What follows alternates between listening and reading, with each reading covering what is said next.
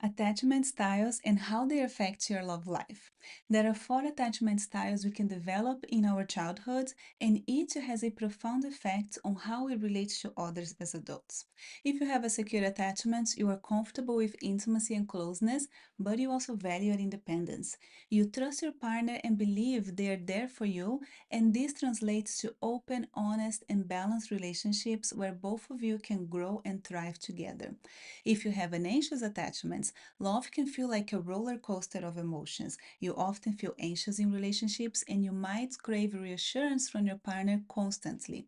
You might also worry about them leaving or not loving you enough. You might become overly clingy, overthinking everything. You might even mistake those ups and downs for passion when really it's just a lot of stress and anxiety. If you have an avoidant attachment, you value your independence fiercely and often feel uncomfortable with emotional intimacy. You might crave space more often than others, pulling away when things get too close. And if your partner threatens to leave, you might shut down your emotions and pretend not to care. And if you have a disorganized attachment, you crave intimacy, but you are also terrified of getting hurt.